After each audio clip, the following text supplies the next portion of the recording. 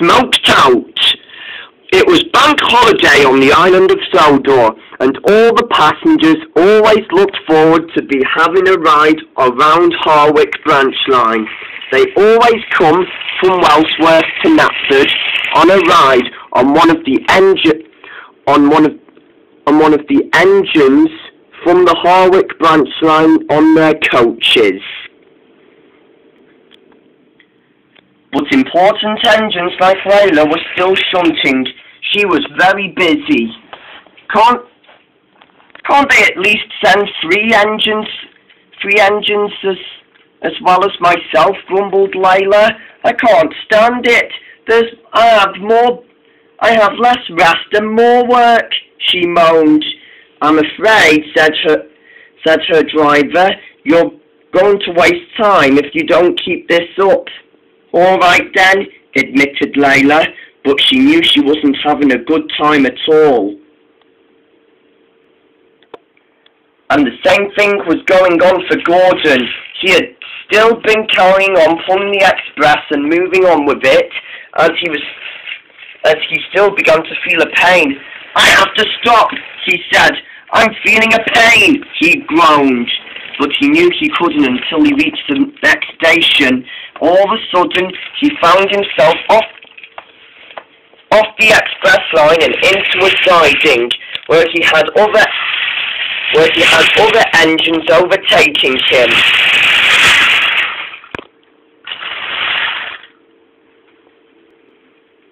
The express coaches were shunted into Wellsworth station while Gordon had to reverse into a siding to wait for some workmen to fix him. His driver and fireman checked him all over.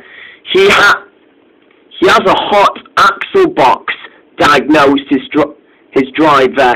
Now we'll have to call for help. And indeed they did. Just then, Henry arrived to take the express home. And he puffed away. The news soon spread at the big station, and the Fat Controller was not happy. I see now, he said. Well, how disappointing, he said.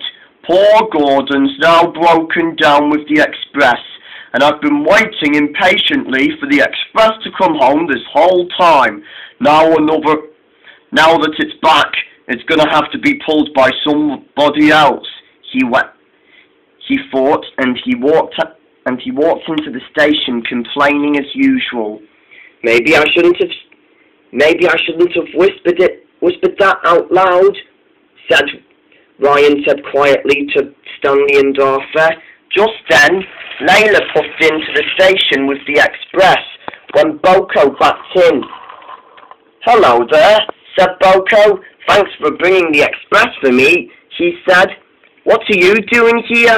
Asked Layla. I'm Gordon's replacement, said Boko, while I'm taking the express for a while. You what? Said Layla, feeling shocked. It's like steam being extinct all over again, she said. You're Gordon's replacement. Only for when he comes back to take the express, that's all, said Boko. You're here to dominate all steam engines, said Layla crossly. The last two diesels captured me and said exactly them things as all diesels do, and it will not happen here, she complained. I swear it won't. Boko was almost offended, but then said, I'm not that type of diesel, said Boko, and I'm sorry if these two diesels said that to you one time. He said, I would never dream of doing something like that, and neither would the Fat Controller, he said. Soon you will see the light side of all diesels, he said. You must know by now that the island of Sodor is also a home for diesels, so that they can stay on guard with their steam companions. Layla smiled. Thank Doncaster, she said. So you're not going to replace us? No, said Boko. I'm Boko. Let's be friends. And I'm Layla, said Layla. I'm so proud to be named after a princess anyway, she muttered out loud. Boko soon laughed. Until every day when Layla still shunted some coaches for Boko, she still sometimes doesn't get the chance to talk longer to him, but always whistles hello and goodbye.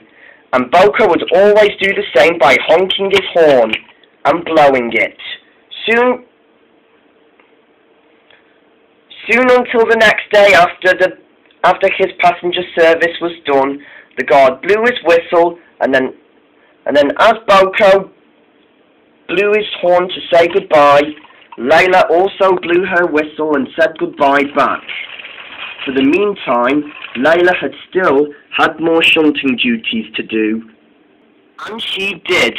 She had just got the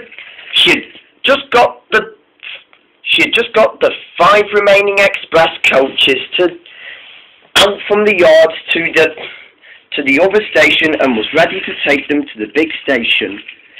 All of a sudden, Layla could feel the coaches pushing her hard. "Something's not right," she complained. "I feel like the train's pushing me." And she was right. The heavy coaches were pushing her backwards. She couldn't even stop. Her driver tried to slam on the brakes, but it was no good. Soon Layla tried and tried. Her wheels kept spinning, but it was no good. Soon the coaches were starting to push her slowly. Layla still tried stopping the coaches from pushing her backwards. She tried and tried. Her wheels spun and she couldn't get her brakes on. The Fat Controller got out of his office to see what the commotion was. Just then, before he could ask, the coaches came to a growling halt. Layla was free from being pushed by the coaches. Soon, her driver and fireman told the Fat Controller all about the situation. Then we will have to set up arrangements then, he said. "It's not safe for today to be bringing 5 coaches," he said. We'll have to get 4 express coaches instead. Take the other one away at once," he said. "Yes, sir," said the driver. But sooner or later, Layla began to feel tired. "Finally," she said, "now I can have a rest." But she wasn't having a rest for long. A lot of smoke came out from her funnel, and then it happened. Layla felt like she was coughing. She coughed. Then she realized her funnel was making a big cloud of smoke in the station. The passengers coughed and spluttered. Since there was no ventilation at the big station, the station from inside and outside was covered in a big cloud of smoke. Layla's driver and fireman coughed, and so did the Fat Controller.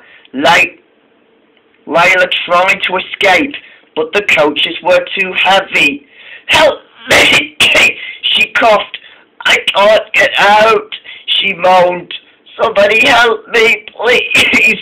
She stuttered. There was no escape, and Layla still couldn't move. A short while after, James was just returning to the big station with his passengers when he saw the smoke coming from the station. He felt scared and stopped outside the signet area and didn't even bother to help. The smoke was still continuing. Blackness was everywhere, all over the station and the outside of the station.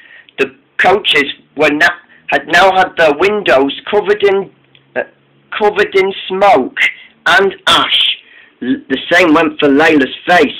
The passengers all got out of the stations, leaving their train behind. Layla still couldn't make it. She couldn't move.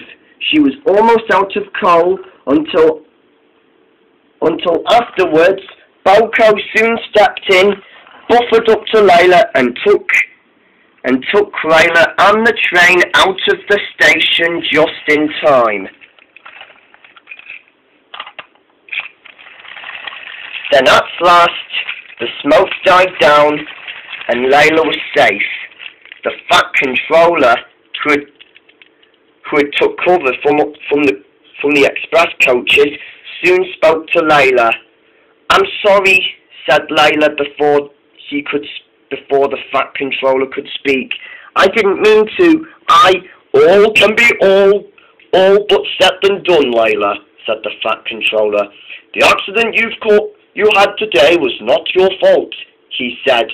"You did very well, thanks to your bravery. Thanks to Boko, on the other hand." "Yes," said Boko kindly. You could have killed many people with this big ash of smoke, but you survived, and so did they." "Yes," said Layla. "Thank you," she said. "What would I do without you? But still, I've broken down and need to be repaired. This is all my fault. "It's not your fault at all," said Boko. "Don't worry, Layla. These things happen. Tomorrow will be a better day. No more incidents." Layla could hardly agree. And in that day on, Layla did see the light side of all diesels. She now knows that some diesels are not always vulgar and rude like some are. Until afterwards, she and Boko became good friends, and ever since that day, she was almost petrified by the smoke coming from the station. She and Boko had still had long chats and chat about everything. They laughed and said funny things. Boko still had a lot of faith in Layla, as the Fat Controller had faith in all of his engines, until from now on, Layla had always seen so many diesels that were nice to her, but she was always delighted that the diesels were nice, but some are not. She was very high praised of her potential. She was always happy with her own jobs on Sodor. She was happy from now on until in that day she was also friends with some of the biggest friendly diesels.